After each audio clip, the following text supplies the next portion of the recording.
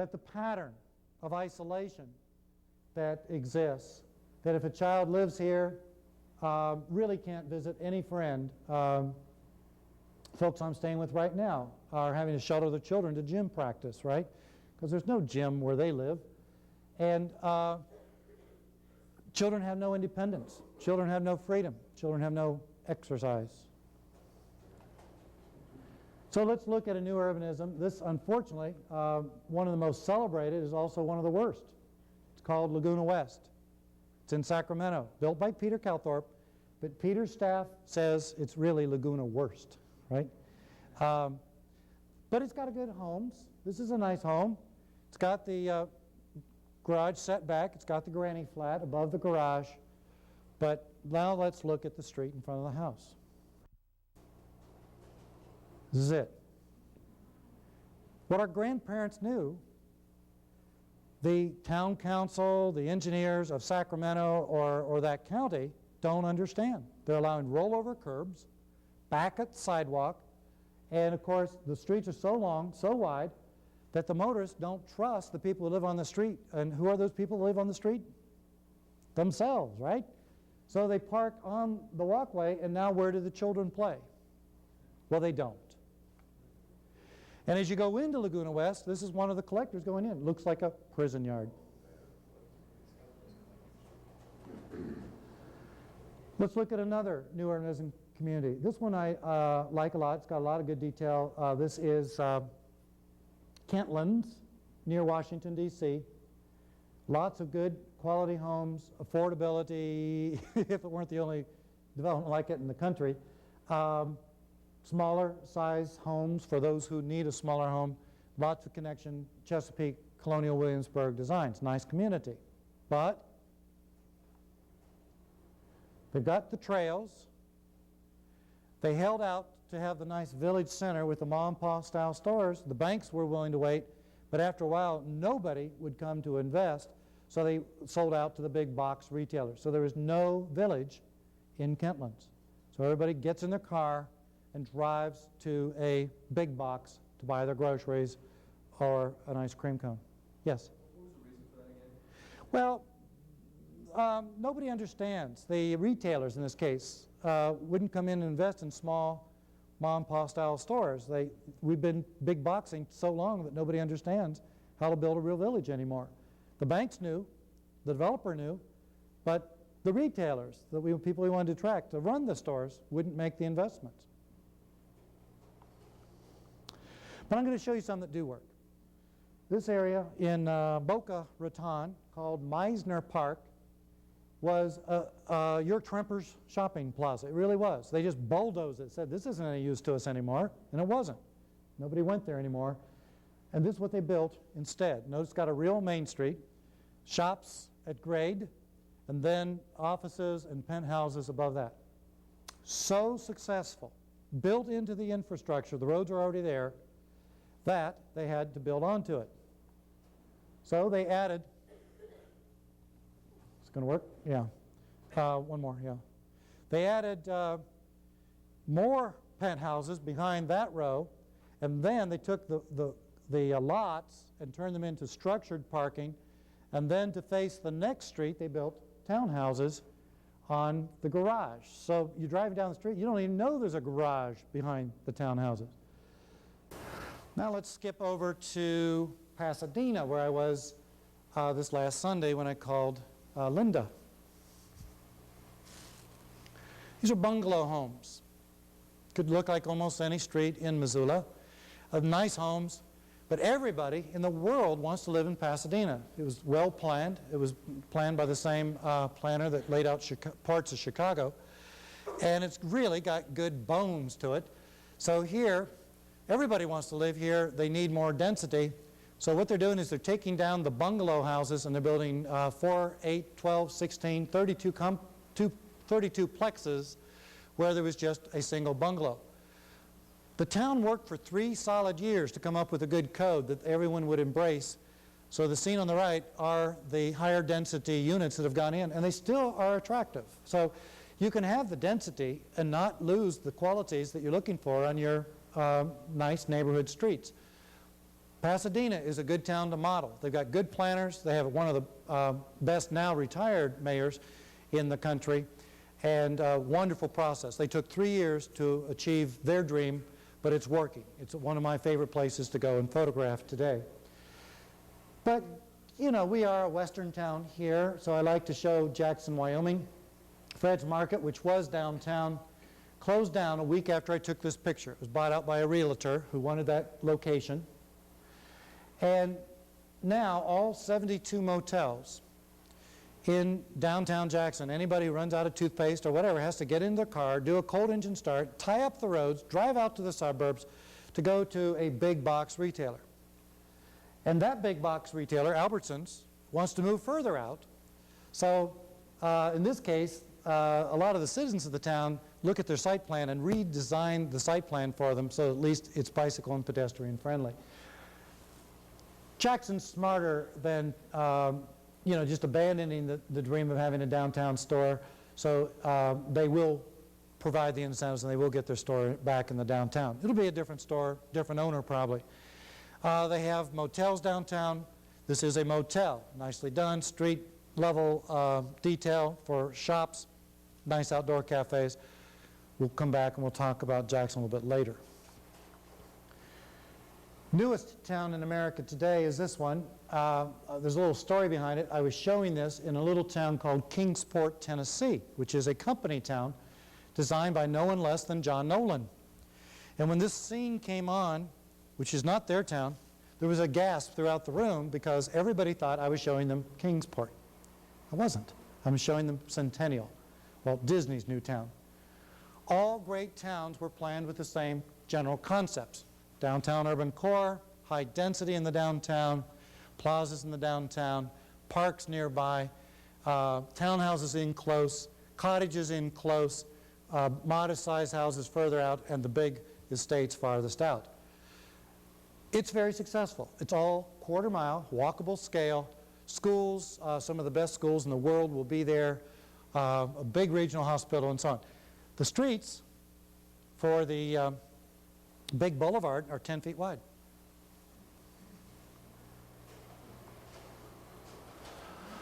Downtown, they hide the parking. In the residential districts, notice they're asking for cooperation, the same cooperation we would have on some of the eastern city streets here in this country. In the west, we built them much wider. But this is traffic calming, to not build the streets so wide where two cars can pass one another. You learn to cooperate. And it works, because streets are meant for access. Now let's talk about the tougher side of the issue, and that's what we call urban infill. I like to use Norfolk, Virginia as my example. This is called the Middletown Arch. This is all brand new development. It was put together not by a developer, because a developer cannot go into the interior part of the city and assemble a package. It can't be done with a reasonable period of time or reasonable amount of money. Instead, the developer in this case was the city. They spent 15 years assembling the parcels. They put in the roads, sewers, cables, everything, and then put it out to bid for a developer. And of course, everybody now wanted to build, and you see the result. The interesting point is this was built in between a red-lined part of town, we used to call those ghettos, and a freeway. Not a very desirable place, but today it's at absolute build-out, and they're getting ready to add another addition on. Homes here start at 100,000. The homes in the new development will start at 200,000. I like to mention that they're not just good homes and good layout, but they are reasonably affordable. William Prince here bought his house for $103,000 3 years ago, and today it's worth $118,000 3 years later. Right across the street is the area town that had been redlined. They raised the red line. It's removed now, and people are allowed to fix up their properties, and the whole region of town is coming back. One of their other secrets is they gave all the police zero-rate mortgages. They wanted them to live here, and they wanted them to bring their police cruisers home at night. They have alleys, open alleys. A lot of what we call SEPTAD, environmental security, is built into this neighborhood, and it does have a very low crime rate. Well, the real test, if an experiment like this is working, is go into the shops and ask this gentleman, William, how his business is, and he says, Dan, I'm home free. And that's what you want to say, I'm home free. So we need urban infill. We need that as part of your growth management plan. But now I want to show you a town that I just feel so good about, because they did all the right things, which typically are all the wrong things, but they made them right. They wanted to rebuild their town. It was a no-place town. It's called Suisun City. How many of you have heard of Suisun City? Yeah, or Suisun, yeah. Suisun is off from Oakland, California, maybe 60, 80 miles. And it was a no place to live. But it was time to rebuild and reinvest in the town. So the town council had a choice to rebuild in the historic district and add to it, or to go across the water to the what we would call a ghetto area. And they chose the ghetto area because they wanted to reclaim. They built there on the edge of the water. They bought up every property. They tore down every property. They then rebuilt. And they also applied for grants, rebuilt the marina. The home on this screen is brand new. This one is in the historic district. They almost look identical. Brand new and historic. So both sides of town now are very desirable to live in. The streets are immaculate. They're built to a nice scale. They've got roundabouts. There you see one. The alleys are immaculate. They've got stores, transit centers, and they also have affordable housing. I hope I put the right slides in. No, I didn't. I apologize. But they also put the affordable housing back in. So they've got cottages as little as 500 square feet. So nobody was displaced. Everybody just got brand new kitchens, brand new bathrooms and living quarters, and everybody takes great pride in their town and keeps it very nice. So that's a wonderful place for study. This town is also interesting. I'm taking you back to Pasadena. Pasadena built this particular structure. It's on Holly Street. I think it's called Holly Village. What's very interesting about this, it's 360 units, and it was built over an old jail. It has nice studios for artists, but it's just wonderful space for everybody. And it's also affordable housing. They give stipends for some folks who live there, and nobody knows who gets the rent support.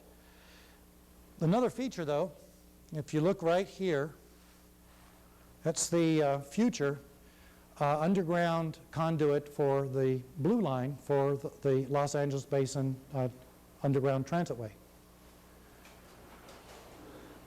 You can see the shops, ground level.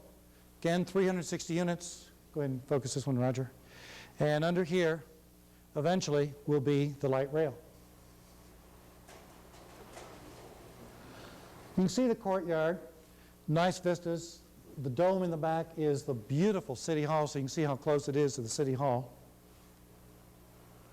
But they made a mistake. Do you see any people? They put in underground parking. People drive underground, park their cars, step on an elevator, and go inside. A well-planned town requires people to walk through the courtyard. So, you know, everybody is learning together. The best decisions and designs come in time. I want to call a break here, but I want to do it with this particular scene and this quote from Einstein. This is, can you sharpen that a little, Roger? This is a scene in a town that was built over 2,000 years ago. It's Toledo, Spain. That's my wife sipping coffee. There's a principle applied here that I want to show. One of the things Christopher Alexander talks about in his book is the proper height of a windowsill. Well, this is the proper height, by the way. You didn't even know there was a window here until I said that, did you? It is so important that we understand all the principles of design and not leave it just to architects. Don't let them have all the fun. All of us can learn much about design and hold for the kinds of sensitivity and sensuality that you see in a scene like this, the quaintness of the street, the care, the maintenance, all of the things that go into making Toledo a city that you want to come back to. in the year 3000 or 4.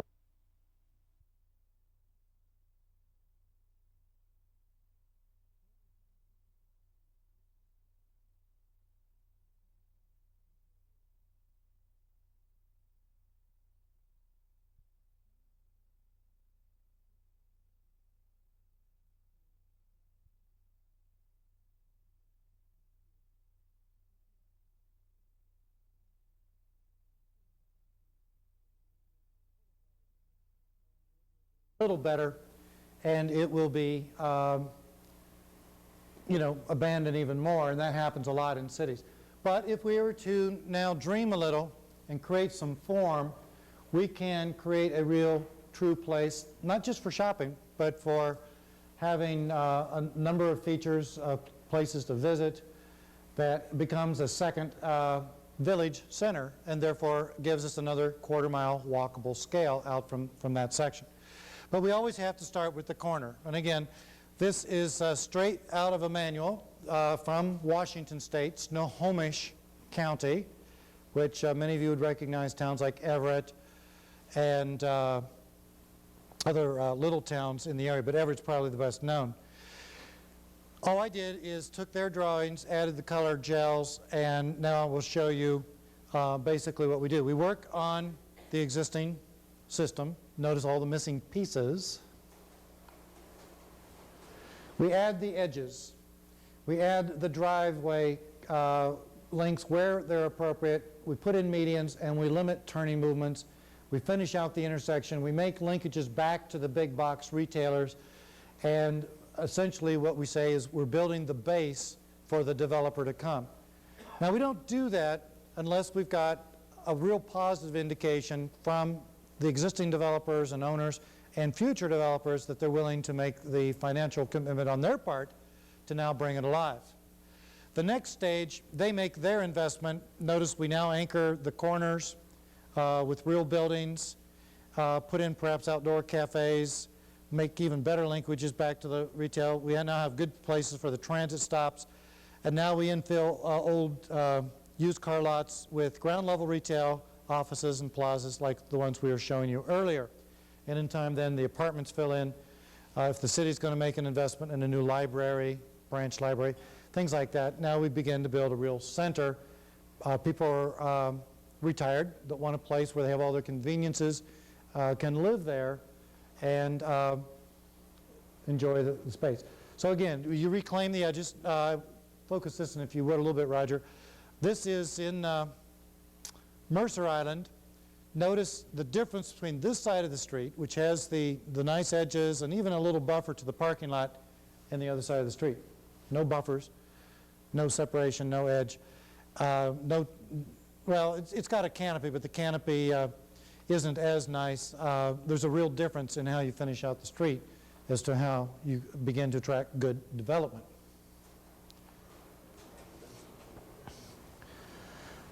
One of the patterns we're talking about is, of course, that we bring forward. Rather than setbacks, we talk about bring forward. And so we're discouraging the one on the left, encouraging this style of development, and you could see that all up and down places like Brooks. This I like to use as an example because McDonald's typically will rebuild their stores every 12 years. So will most fast food restaurants. And as they do, once your town code reflects that they need to bring forward, they do. This is right in front of Universal Park in Florida. That's a very busy 7-lane roadway, but they're now going to build it as a village center. You make the connections back to the big box so that you can encourage transit and pedestrian use. Go ahead. And then you anchor the corners. Once again, notice a chamfered corner here, nice ground level retail, shops, offices above that, penthouses above that. This is Palo Alto. And the architecture takes on a theme for the street and perhaps for the entire area. It's very well thought through. On our right, Vancouver. This is just one of many of their what had been strip style streets converted to real town village center, everything within a quarter-mile scale. Interesting story, last time I offered a course in the Bellingham area, at one of the breaks, one of the students came up and said, Dan, run up to Vancouver after this course and photograph, I think it was Kings Highway. He said, it's the last strip street in all of Vancouver. There are no more other than the Kings Highway.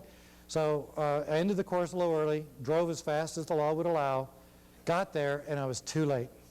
That's a joke, okay. But it's almost that fast. If you find a strip-style street, I'd be amazed because I looked. I've gone back 3 times to find one that still looks like an old strip-style street.